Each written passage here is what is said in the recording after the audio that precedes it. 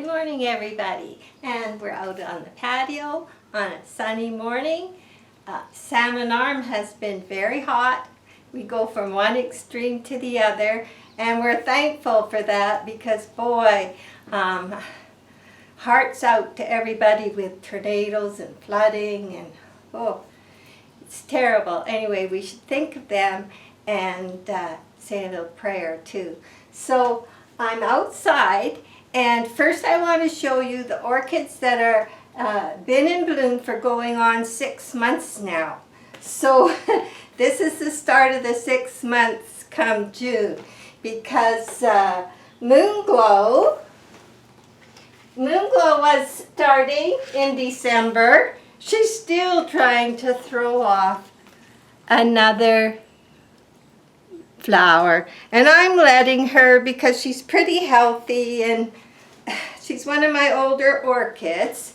So all the ones that are in flower are still inside, because if I put them out here because of the heat, which under this glass will reach like over 100 some days, there's opening windows with screens all around, so I don't have to worry about bugs but heat. So I have a big fan that I blow that way, and after I'll show you how my shelving is set up for the best humidity during these hot days. So all these orchids, except, now, for everybody who says you cannot repot your orchid when it's in bloom, that's not true. Almost every orchid I've been through this, and this one actually lost 3 of its older flowers it had when I got it, but it's been continually opening new ones, and there's 2 more new ones, and there's no sign of bud drop happening. So if it's from the grocery store and it's in moss, it's been in that moss a long time. That moss is compacted, acidic, and get it out of it as soon as possible. Yes, there will be transplant shock, but there'll be transplant shock later too, so better sooner than later. So I wanted to show you that, and this one is Amazing Sunset, and also still giving flowers into the 6th month. But the one I want to show you, this is just unreal. So this is my only species orchid that I ordered from Forest View Gardens in Langley, and its name is Phalaenopsis Repotting. Now, extremely hard to find any information on this orchid online, and 2 years ago when I got this orchid in September, I think it was, the only thing I could find was that it said it loves lots of light, give it lots of light. So for 2 years it's always been in the front of my west window all winter, you know, until it's too hot. But also twice I've had 2 spikes and all the flowers have dried up and fell off. So the same thing was starting to happen this year. You can see they went yellow, and then they just fall off. And I grabbed it and I said, okay, you're having a drastic change. And sometimes if you see something like this happening, then you have to ask yourself. So what I think is Forest View Gardens does not sell Phalaenopsis. They major in slipper orchids, and that's where I got my 2 slipper orchids. So I started thinking, and I never got a fact sheet on it when I got it. It was healthy though, and it was in very small pieces of bark. But I started thinking, you know, if they're raising slipper orchids, why would they have one little species that requires something different in humidity, etc.? So I said, well, you're going into the most humid spot I got. You're not going to get direct sunlight.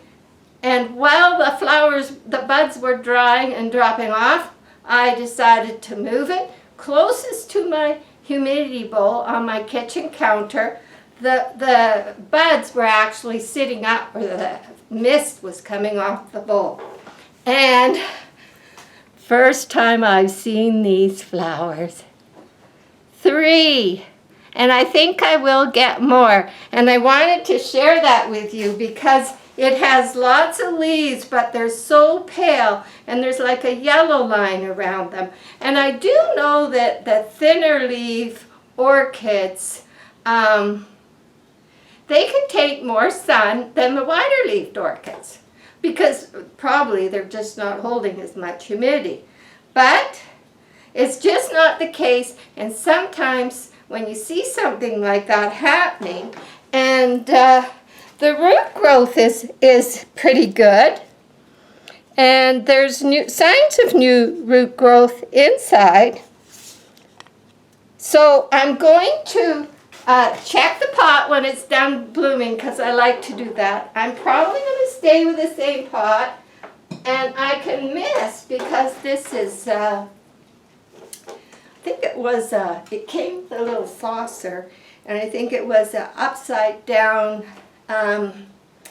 It was for storing your garlic, so I turned it the other way and put a plant in. But now what I do, when I have my little misting bottle out in the morning, I just mist the outside of the container because it will absorb some of the moisture and help with the humidity. So that was my one discovery I wanted to share with you. And I want to show you how I set up the racking, which I'll do next. And outside, all the orchids that are not in bloom are outside. But right now, I just finished watering. I'll show you that. So I'm a little slow because, you know, I've been doing a lot of work. Well, I probably overdid it.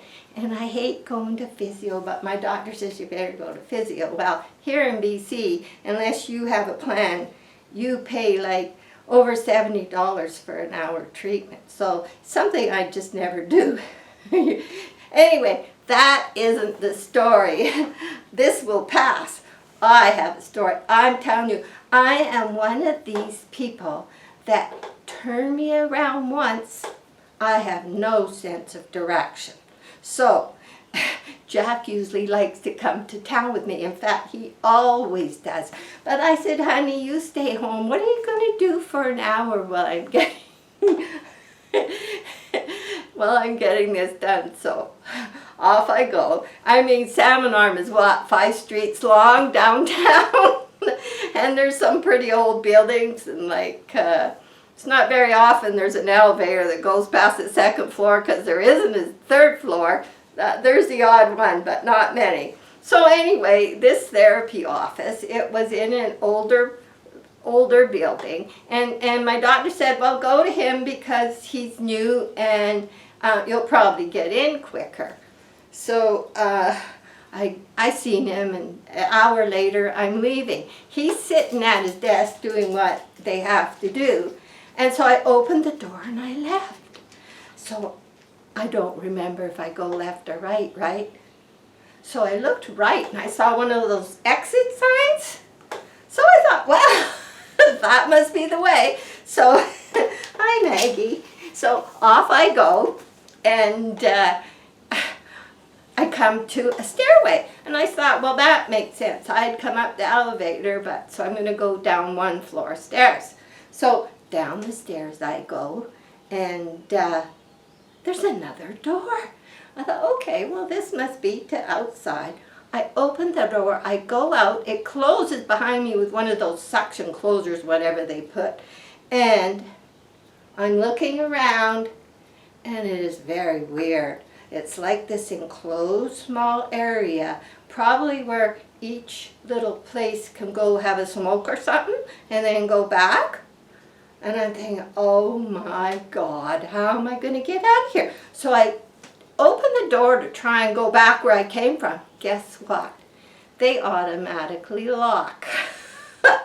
So here I am, and I'm shaking the door, and I'm going, hello, hello, hey, somebody. No, nothing. I could see it wasn't going to work. So I looked over at the other side, and I saw another door. So I went and tried it.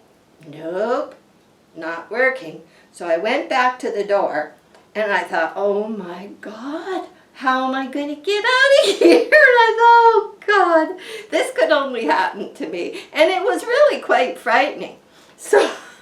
So there's one door left, right? You know, it's like that game show, 3 doors. Okay, there's one door left, door number 3. And I can see a little bit of light out there. So I'm thinking, well, that must be the outside. So I go over there, and I open the door. And it opens, and out there is somebody doing some kind of drugs. It wasn't pot, because I know what pot smells like. But anyway, it wasn't nice, and he had this huge, big black dog. And I'm thinking, oh my God. So I just, nicely walk by, and then there's a little small parking lot out there. And I have to go around and down to this like one-way street, and okay, I'm out of there. But you know what? I was so stupid. I have a phone that I never use, and we only pick it up because Mom's older, and sometimes she might want to contact us. So, I could have phoned the guy and told him to come in ready, open the door. But no, I never thought of any of this till after. At the time, I was only scared. So, Jack says he can't trust me to go out on my own. But he also said, always go the way you came in. Anyway, hey, that's true. So when you go somewhere, always leave the same way you came. And if you're unsure, that's when you ask for help. Anyway, enough of that story. I'm going to show you the racking over here. I'm going to take you outside to see what's happening with all the ones. They've been 1 week since the last watering. And I think that'll be it for today. I pinned in the last video my watering schedule, and I can pin it under this one too.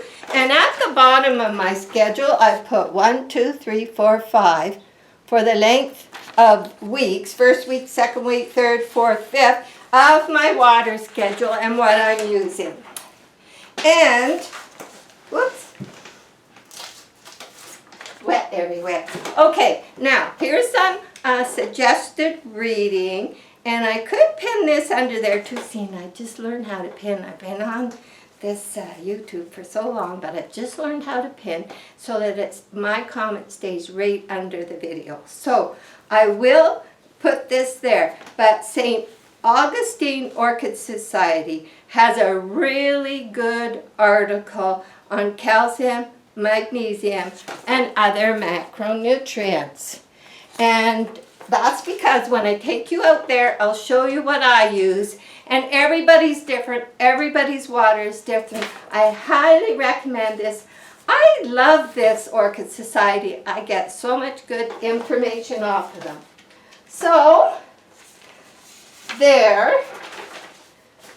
Now, let's take you on a little tour. The sun is so bright, I have trouble to see what I'm getting and what I'm not. So first, we'll have a close-up of these. No, they're going to stay. All those flowers are going to open.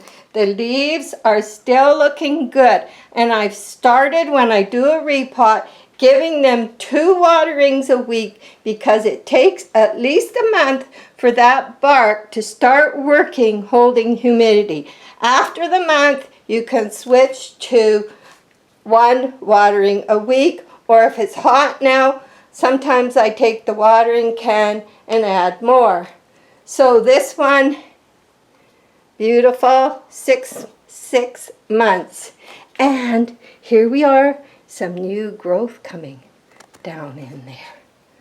Oh, I'm so happy about this. I am so happy. They're so pretty and so dainty. So then, of course, the traffic cone. Here's another thing. They always say, no big pots. They don't like big pots. You know, I don't know what they're trying to sell, but here is an orchid in flower for 6 months, going on 6 months, and look at it. Just look at it. It is happy. And lo and behold, a new leaf is starting. Now, there's new growth.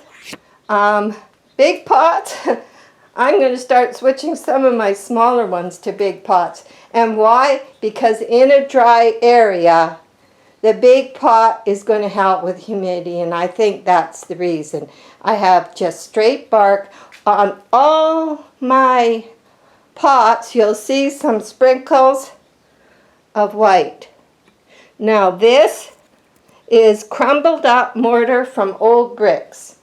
And every pot, this time of year, only time of year, I sprinkled on the surface, and it will help with a little extra calcium magnesium for the year. We also get it in our water here. So over here, I'll show you.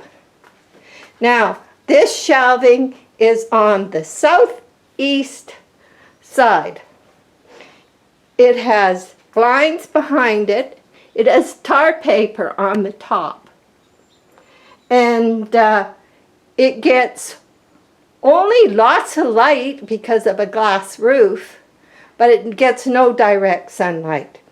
It's shaded from the house the hot part of the day. And all these bowls have water in them and a stand.